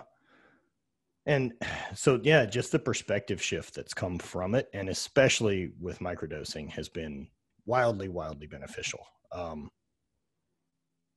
Man, I just think the perspective on everything has shifted, you know, with even just being able to change my mindset on competitive things and stupid competitive things, like other businesses in my category, and wanting to know, like, well, what are their sales like? When at the truth, it doesn't fucking matter. Yes. It's not a scarcity thing. Like, they're having sales and selling shirts does not affect whether or not I sell shirts. You know, if I keep trying to set this comparison as my standard for success or not, that's a mistake. Yeah. Yeah, I talked about that with a buddy yesterday. He was like, hey, I just kind of started a podcast and I'm seeing this downloads per episode. Is that good? And I'm like, good's not a term. Yeah. Like, that now is your line. Mm-hmm. Do better than that. Yeah. That's the goal. That's all that matters. When I came out of Highland Games and I got into the gym business, I had that same, mindset as when I was throwing. So now all the gyms in the area were the enemy. Yeah, they're the enemy, right? And I'm like looking at their pictures on Instagram, and they've got a board in the background with all their members for the day that came in. And I'm fuck what they're doing lifting wise. I'm zooming in to see how many members they had come in. Oh, they only had 60 come in today. I had 72. I win, Yeah. And once I started, trying to fix my brain, and Aaron had a lot to do with that. Aaron is of course, I understand. Very calming influence on me. Look, I've been very lucky to have two wonderful women have great impacts on my life. I never met Bonnie. I met your ex-wife. She was very sweet and always very cool to us. Still great. Yeah. But like now, every morning, no matter what, I get up. There's meditation going on before I look at my cell phone. I get up, I slam some water, I take a piss, I let the dog out, I sit down in a dark room and I meditate, and I just get my brain straight. It's like putting on a suit of armor for the day. Now, with your meditation practice, what are you doing? So I'm not a yogi, and I tell my people, because I've implemented into the gym, like at the end of a workout, I turn off the lights, I make people lay down and do the same thing I do for like 10 minutes. Yep. So I'm taking 10 to 15 minutes. I'm trying to focus on slowing down my breathing. So I'm taking 5 to 6 breaths a minute. When a thought comes into my head, I recognize it and I don't get pissed off at myself, and I just kind of let it go and I try to refocus on my breathing. And just that 10 to 15 minutes of just letting everything go and just being in a quiet room and just trying to focus on in and out of my breath. It has been a real game changer for me over the last year or so. Yeah, breath work in general, even like I started playing around a little bit with like holotropic breathing and different stuff like that. That kind of does a DMT release naturally, because our lungs and our spleen, I believe, hold the most DMT in our body, or liver. It's one of the two. Fuck. So playing around with some of that as just this other level, like, so doing some holotropic breathing work, like while I'm in the sauna or things like that, tend to help me a lot. Sauna is now big for me too. Huge. It's a huge difference. Yes. As soon as we're done here, I go to the gym. I'll clean the gym and I'll take a 40-minute sauna. Yep. Yeah, I've noticed a big benefit from that. And like, look, I get how this doesn't translate to the guy with 3 kids who rushes out the door to get to work, barely gets home in time. I fucking get it, man. I have an abundance of free time. Yeah, and they're not going to spend $3,000 on a sauna when they could be. Correct. But find moments that do work to integrate it, right? Like, be able to, that time in the morning for me, and this is something I've noticed from high achievers across the fucking map, whether that's Gunnar Peterson or Robin Dana or just other friends I've made that are successful. The first thing they do during the day is they take time for them. Yeah. Whether that's their gym time or their meditation or whatever it is. And I look at that as, look, in an emergency on the airplane, you put your own fucking oxygen mask on before you can help anyone else, right? So if your shit's not sorted, you're not valuable. Yes. And so sort you before trying to have an idea of helping or assisting anyone else. Yeah. So that's been good for me, man. I think breath work's been very, very powerful. Well, the people in my gym have noticed, because I'm a completely different person as far as training them too.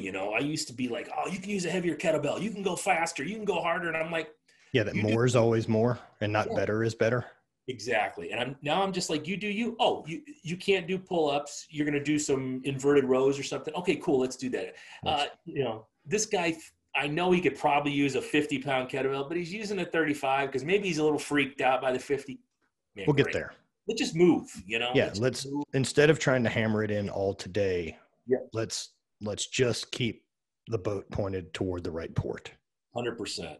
You know, and allow that to have the ability to go left or right. Yeah. I think that gets tough, right? That focus of like, well, it has to go this way. Right. That typically has not worked out well for me. Yeah. Again, it goes back to that no dogmas, you know, there's right. No gods, no heroes, man. No gods, no heroes. Yeah. That's, it's become a focus of mine to find all the paths and realize that they're all pretty good, you know, as long as they keep you on the right path, and you know, there's a million different ways to get to that destination, and let's just find the one that works for you. Find the one that works for you. The other side of that is determine what it is that makes you happy. Yes. Because a lot of people think that there's a there, and there isn't. You know, other mindset stuff that's worked really well for me, and I don't know how well it applies to everyone else, but it's like, I know lots of people that think this style of a life versus what your old job was, right? Like that this is a risk. Yes. Whereas I don't see it that way anymore. And not because I've been in it long enough that I feel secure, but that I've got confidence in me. Yeah. That I can work. Yeah. And I'm smart. And also I've developed skills now over the last 6 years of I can edit video. I can create production. I can manage things. I can manage 5 or 6 things. I can manage people. I can fucking delegate. I'm valuable to be hired. Right. Right. I have these other skills and the creative side of what I do. Right. So if this doesn't work, I'll get a job. Yeah. Getting a job's easy. Yeah. Because I have skills and I fucking work hard. Right. Now, getting a job that pays as much as I'd like is a different thing, but getting a job I can do. Yeah. And so I don't find a risk to this. Right. You know, the risk is that I get to spend every day doing shit I like. Right. So when Erin and I were dating, you know, funny story is Erin is a super high performer. So she's got 2 master's degrees. She went through, she was like they had this scholarship thing for the government where, you know, she applied and thousands of people applied. She won the scholarship, went to Army Baylor, got her 2 master's degrees. So when I met her, she's living in Wisconsin. She's playing beach volleyball every weekend, and she's just doing her job during the week, and she's just living in an apartment up there. And her whole family thinks she's a nutball. Like, because her brother got out of college, immediately married his college sweetheart, had 2 kids, nice house, yada, yada, yada. Erin's like, fuck that noise. So I meet her. Dude. So now she meets this 300-pound ogre who's a professional Highland Games athlete. Which, what the fuck is that? What the fuck is that? So we meet, we get together, we're dating. I go the proper route. We're at a wedding of one of her friends. Her parents are there. I ask her parents, I say, hey, I'd like to propose to Erin. I'm just asking your permission. Her mother looked at me, and I shit you not, says, are you sure? Like, they could not believe I was interested in their weird daughter who plays beach volleyball and lives in an apartment in Wisconsin. Like, motherfucker, I'm a weirdo. Yeah, like they could not fathom. And then when we first got married and we're making all these decisions and we're not bouncing ideas off anybody but each other. It's like, this is what we're going to do. And we're going to open them. And her mother and her are like beating heads because these are not traditional routes you're following. This is not your life. You don't get a vote. We did well. And now they're like, oh, okay. And my parents weren't that much better, you know? Yeah, sure. Look, mine luckily allowed me to fail quite a bit. Mine did too. You know, no one thought it was a good idea for me to open a bicycle shop right after college. And truth of the matter is they were all correct. But live and learn. Yeah. You know, I celebrated and got out of that with some debt and managed to sort it out, and then got a real job and a career for fucking 10 years to rebuild at whatever chance I want to take next. Yeah. Yeah. And luckily here it is. Yeah. I'm just better this time around. The big failure of the bike shop was that 22-year-old me was involved in it. Yeah. Yeah. That's and I remember when you left the other job, and we called. Well, they decided to stop paying me. Yeah. So we talked that day, and I remember you were a little freaked out, but man, I'm gonna be okay. I didn't Yeah. come away from that conversation and go, "That dude's fucked." That dude's fucked. But it was weird. I had a job that paid a lot of money that fired me. That I had a free vehicle. They paid a fucking $150,000 a year, and insurance and all the other things. Right. And being the sole, the breadwinner of the household at that time. Fuck. Yeah. But then I had this other thing. Luckily for me, by that point, Haight was already paying me well. Yeah. Because I was 4 years into owning it, right. Yeah. And man, like, why not try? Yeah. I'm glad that I started Haight while I had another thing, which has always given me the freedom of being able to stay true to it and not use the brand to just chase money. Sure. Being able to be like, man, I don't want to do that. Yeah. Because I don't have to. Right?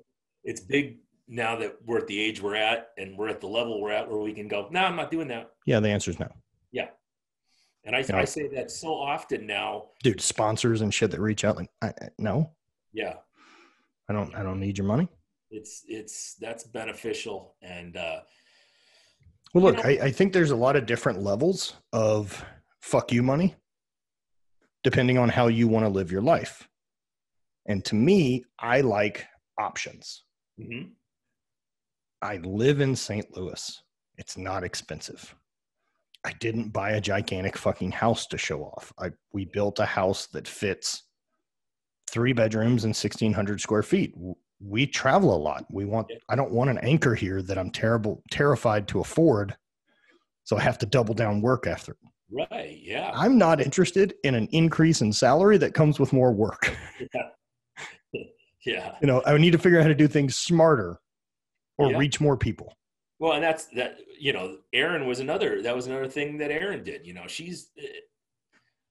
I was never worried about money because I never had any of it. So I knew right. If we went back to the way it was before, I'm going to be fine. I've been fucking broke before. It's not that big a deal. I'll sort it out. Yeah. So, she's got all her credit cards paid off and she's working towards, getting us completely debt free so we can move here in a couple of years. Yep. And I'm like, man, that's awesome because I never would have even thought about it. Because I don't see that line. I don't. No. And that's it. That's it, right? It's just a matter of like, I just don't see it. Yep. That's luckily for me, the stuff I don't see is the safety to the standard plan. Yeah. I just don't see it. If I saw it, maybe I'd get more of an appeal to it. Yeah. Yeah. But man, it's just that TikTok, man. Time's a ticking, and there's a bunch of rad shit I'd like to do. And there's a limited time I get to try to do all of it. Right. And it just so happens that most of the rad shit I want to do is also kind of expensive. So it's going to help if I have some cash. You said one of the most profound things to me, Aaron, shit. Believe it or not, in Iceland, and again, Erin is always the one where, if she has to spend $200 on something, she'll sweat about it for hours until I go, just fucking buy it. And you said to us in Iceland, I can't even remember what we were talking about, but you said, I only have money to spend on goods and services. That's all it's for. And anytime something like that comes up, I'll say that to her and she'll just giggle about it because it was such a, like an outstanding. That's all you can exchange it for. It's not a fucking high score. Exactly. Yeah. I think a lot of people get caught up in the idea. Little thing that it just resets your brain and go, oh, okay, yeah, I can buy that. Right. Or, and for me, look, I am not the world's most frugal fucking person by any stretch. I will happily spend truckloads of money on the things, literally a truckload, on the things that I'm into, including my vehicle. Right. Because it's a tool. That vehicle provides me with escape. Mm-hmm. And so I want it built up with whatever removes the most hurdles between me using it. Yeah. So like if every time we wanted to go camp, if I had to pack everything and then put everything in the truck and do all that, I'd camp less. Yeah. Because there'd be days that it's a hassle. But instead, because the tent's on top and all my camping shit stays in the back and the fridge is in it, it's 30 minutes of let's throw a couple things in a bag and we'll just leave. Yeah. And then we are set up at camp from our house in under 2 hours. Well, to be honest with you, it's a sweet setup too. And I remember when you started, I think you were just starting to date Bonnie, and you guys are traveling all over the place in this truck. And I'm talking to Luke McKay, and I'm like, does he live in the truck now? Do they just live in the truck? Does he and now I see that you have a house. So it's like, oh, okay. So but up until this moment, I wasn't sure. It varies. It varies. It's choosing to be first class homeless, I suppose. Yeah, it's like an upper echelon hobo existence. Yeah, and I mean, and now it's weird because I realize the truck. There's only like two things I have left to do to it. I ordered a wide body kit to change out the quarter panels because I hate the fucking stupid fender flares that came on it. And then I think I'm going to get the truck wrapped.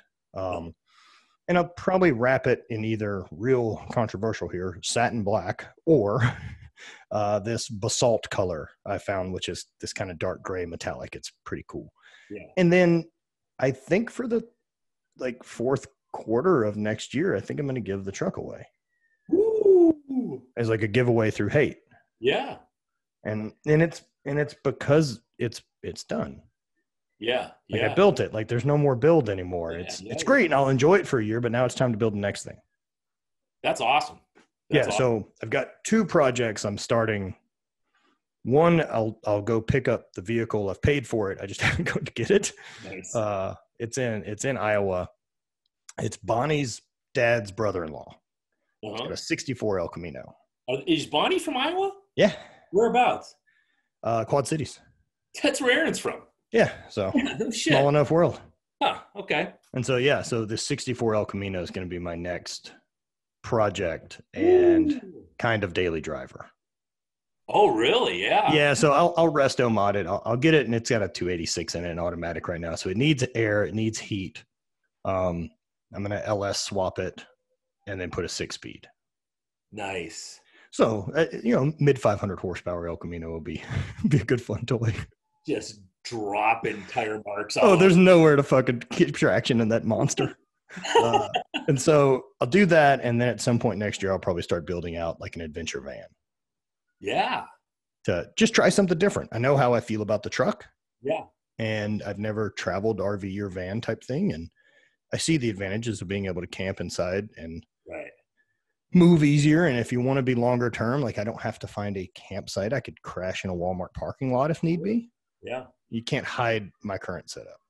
I can't remember the name of the Instagram page, but I follow some Instagram page with this couple, a couple of surfers, and they just travel around the country in one of those. And every morning their vans open up to some amazing landscape, Dude, I think if there's not part of you that looks at that and you're like, they figured something out.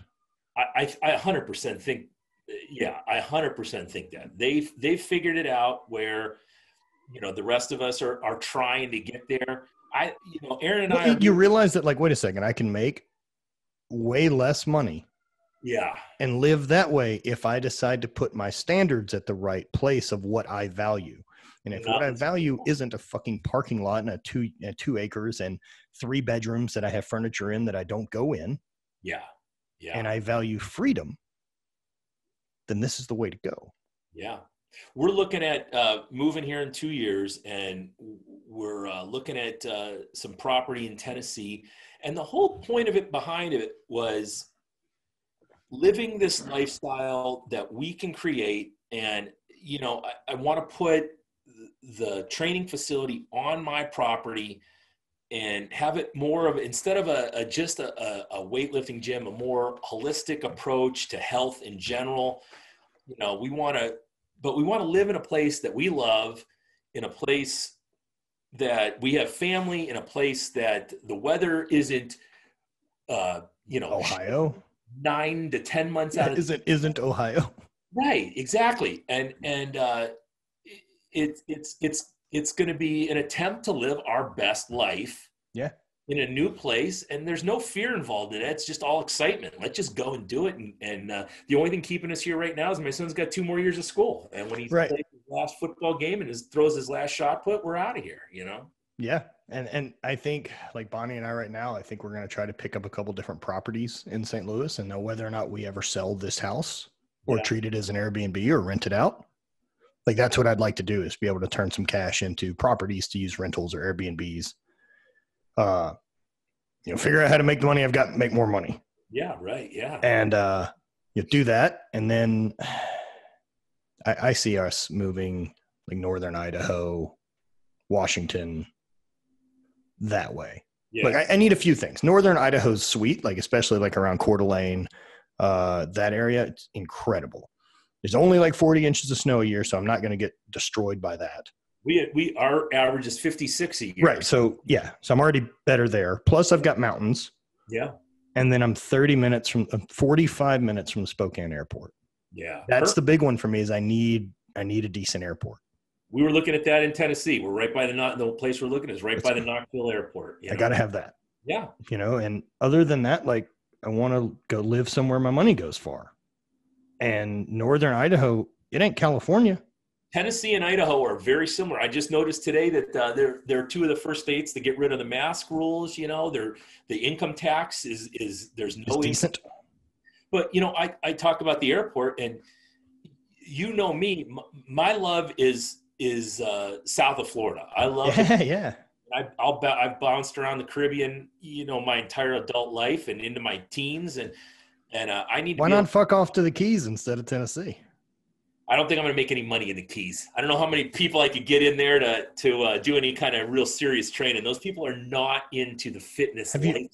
Have you thought about starting a cult? Because I believe there'd be good money in it. I think what did Creed say in The Office, that it's you have more fun as the leader, but you have less responsibility as a follower. Yeah, that's or fucking L. Ron Hubbard's quote about if you want to make a lot of money, start a religion. Yeah, right. And did. Yeah, right there. You can just read all about him. Yeah, fucking crazy, right? Also, man, I also really like Salt Lake City. Yeah. I've never Salt been. Lake City's been super rad. Yeah. Now that I've got some friends out there with Keaton and Dave, very interesting, and I'm learning more and more about Mormon faith and kind of the story. I know the generalized story of how Mormon religion and how it came about. And there's some wildness there, but there's wildness in all of them. Let's not pretend there isn't. Sure.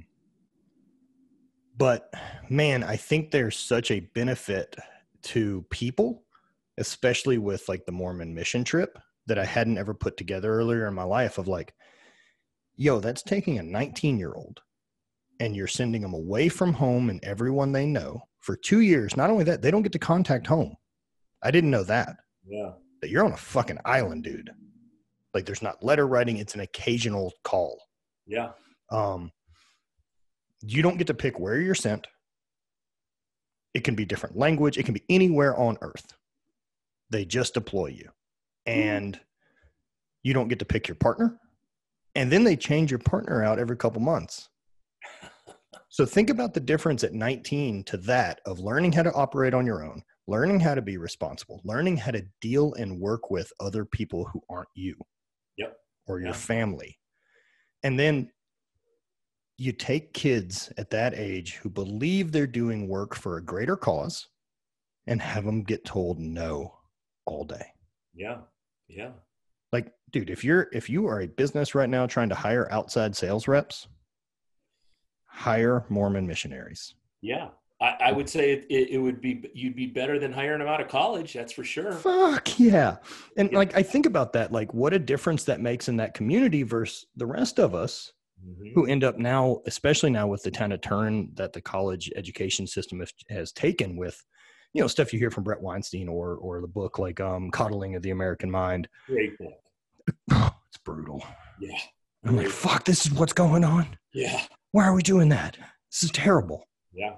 And that type of stuff to me, man, it gets eliminated by that. Like maybe if there was this 2 years of military service or training or something that sent you away and forced you to deal with people not from your background, Yeah.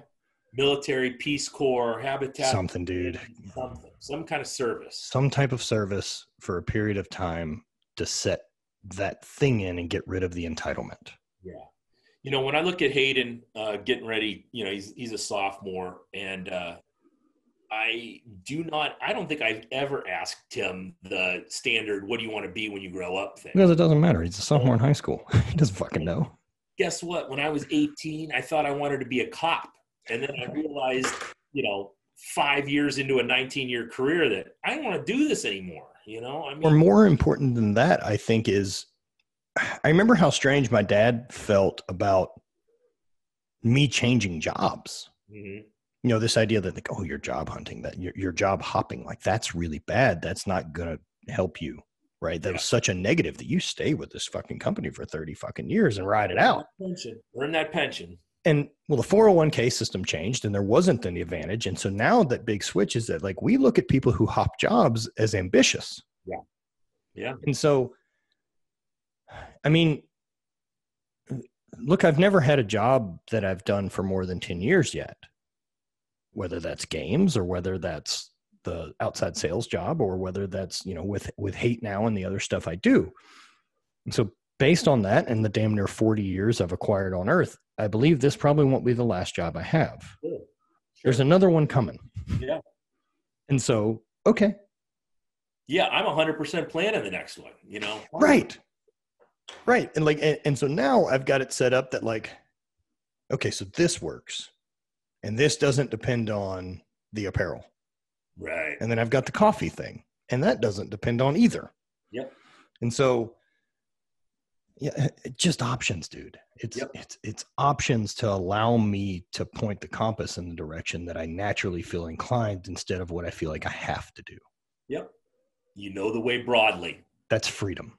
That's the freedom for me that I want. The freedom for me that I want is what makes me happy is I want to be able to do whatever the fuck I want to with the most days that I have possible the rest of my life. Sure. And that's it. Now I can fuck that up for myself and decide I need to own a Lamborghini to prove a point. But instead, I'd rather save myself a couple $100,000 on a car I don't fit in. Yeah, I'll drive my Hyundai to the beach and we'll have a bonfire there and we'll look out at the waves. That's rich. Dude, I'm looking at like, even if I've got the van and then I've got the El Camino, like there's part of me that still wants a normal daily driver, which, you know, would be something like a fucking Tacoma. Sure. That car will start every day forever. That's why I love it. I know it's start, you know. Dude, I like, man, right now, like I really love the Kia Telluride, like this. Yeah, Kia, like they're fucking great looking. They look like Range Rovers. Yeah. And I bet run forever. And you know, I'll probably get hate mail from it, but there's not a guy on his lunch break drinking beer in the parking lot and then getting back and making my Ford, which I live by a Ford plant. I grew up with Ford workers' kids, and yeah, that was a big fun thing for him to do, you know, because the union's going to protect me. But yeah, the union system, man, good idea. We needed it. Yep, it's dated. I was a shop steward I was a shop steward of our union because I thought I was the only one smart enough to do it, and I didn't want anybody else making decisions for me. So yeah, my dad's a big union guy. Was a boilermaker and welder, and I mean, I get that you need child labor laws and you need protection and you need stuff like this, but what starts as a pretty good idea just gets corrupted because there's an opportunity of corruption and people are involved. Yeah, when I was the steward, they always wanted me to find other people to unionize. That was their big concern, you know, and my concern was, you know, getting a couple extra bucks an hour, you know, it's a business just like anything else. How the fuck did we get on unions? I don't know. So going further back into your old career with corrections, like you were never like a beat cop. You never did that, right? I worked for the sheriff's department. And that's where I was on like the ERU squads and things like that. And then I had kind of an epiphany a few years in where I said, I can't believe 40-year-old men are acting this way in these jails. And so I switched to the juvenile side because I could kind of see, I understand a 15-year-old acting like a 15-year-old, but I can't deal with a 40-year-old guy. I don't know how to reprogram that 40-year-old. Right. And I thought it was just a better fit for me. And then I got an office job with inside the corrections and everything. But no, I never. You did some parole work, right? No. Just okay. All inside the jails. Yep. Okay.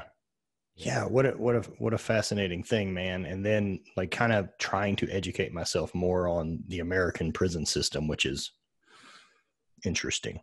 It's worse with the privatizations. The privatization's bad, dude.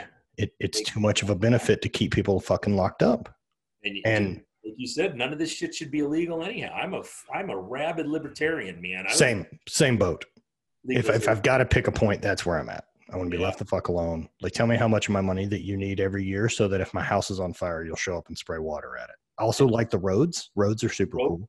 Protect me and keep my roads taken care of. And I don't even really need you to protect me that much. I'm not going to outsource that to the government. And but use my money for shit I need, not for nonsense. I just really wish that there wasn't a fear response toward the people that we've hired to protect and service in the country. That's tough. And the thing of it is I have so many cops in my gym, and I've known so many cops over the years, and maybe it's just because of the circle of people I attract, but I'm not seeing racist people, and I live in a redneck little town. Dude, look, and I grew up in the South. I dealt with plenty of racism. Like, I'm very, very aware of what exists. Yeah, right. And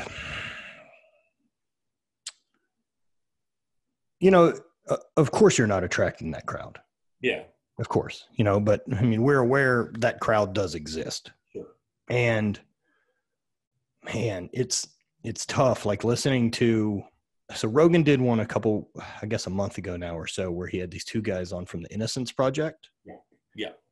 That's a fucking tough episode, man, to listen to and realize that that's a totally different stacked playing field for, and not just blacks in America, but impoverished. Sure. That it becomes this tax that you can't fucking get away from because, look, you picked me up on bullshit for parking tickets that I got because I had to come downtown to do a thing that you made me do, and there's no parking. Yeah. I can't afford the parking tickets. I can't afford the fine that I'm paying you for my fuck up. Yeah. And fuck ups happen, right? Look, I don't have a DUI on my record solely because I've been lucky. 100%. Do you know what I mean? Oh, yeah. I have way more than fucking earned my share. Sure. I don't do it anymore because I don't drink anymore. Yeah. But fuck, man. The idea that, that something happens like that and then a warrant gets put out because you can't pay your fine and then you go to jail, get picked up and you can't pay bail. Yeah. You don't have any fucking money, much less do you have the fine or the tickets. And then that compounds to like, well, the kind of bullshit job you had, that's gone now because they don't deal well with the fact that you're missing work because you're in jail. And like, what a shit quick slope that would be. That so many people, and I think about this girl that I had as a renter in a house in Louisiana, this, Section 8 rental I had, and she's 30 at the time, and I was, right around the same age, and she's got 3 kids. And I'm trying to think of like what her resources are and what her network is and what she's got going on. I know the government's paying rent. I bet the government's paying for food. What's the fucking plan? Like if I woke up in her situation tomorrow, but only have her resources, but even have my brain, right? How do I get out? And I don't fucking know. And that sucks, man. And add in the fact that they probably had no one in their lives who ever got out themselves. So now it's exactly right. Your role models are people who are as screwed up as you or worse, Well, I mean, I remember being over there and like fixing one of the toilets or the hot water heater or something like that one day. And had overheard a conversation between the 2 of the kids. There's a 17-year-old girl and an 11-year-old. And the 11-year-old had said something along the lines, and I know I'll butcher this, but said something along the lines of like, next year when you start getting your check, can you get me this? Yeah. And this wasn't an idea of tricking the system. This was said matter-of-factly because you'll turn 18. There's help.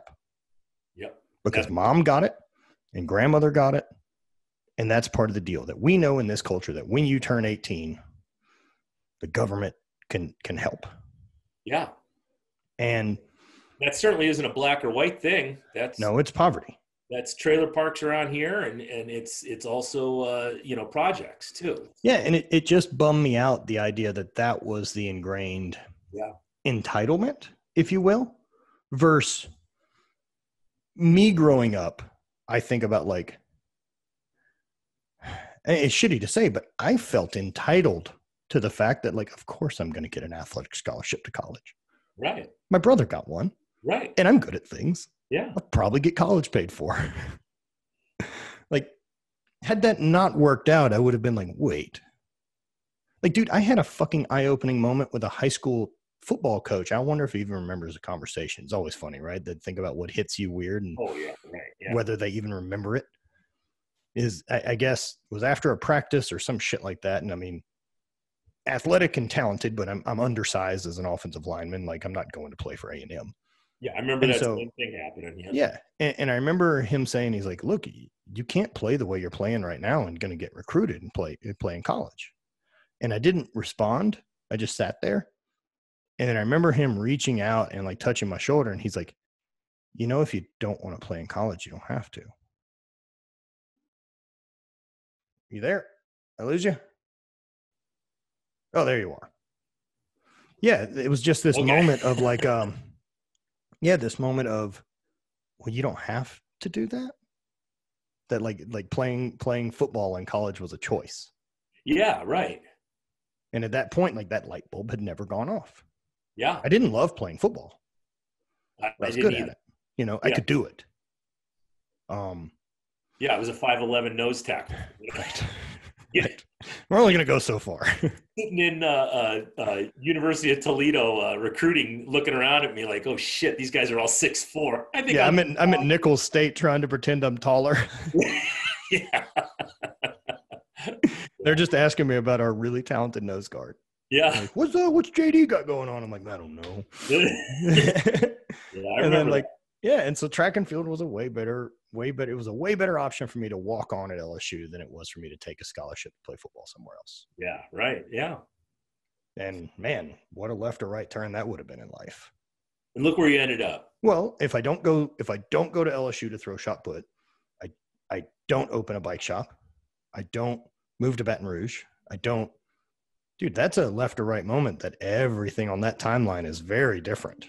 So we all have those, right? You all have those forks in the road. Change your whole existence. Yeah. I don't know how long we've been doing this, but it's noon now. Hours. Yeah. Well, shit, let's wrap things up. We'll do this again.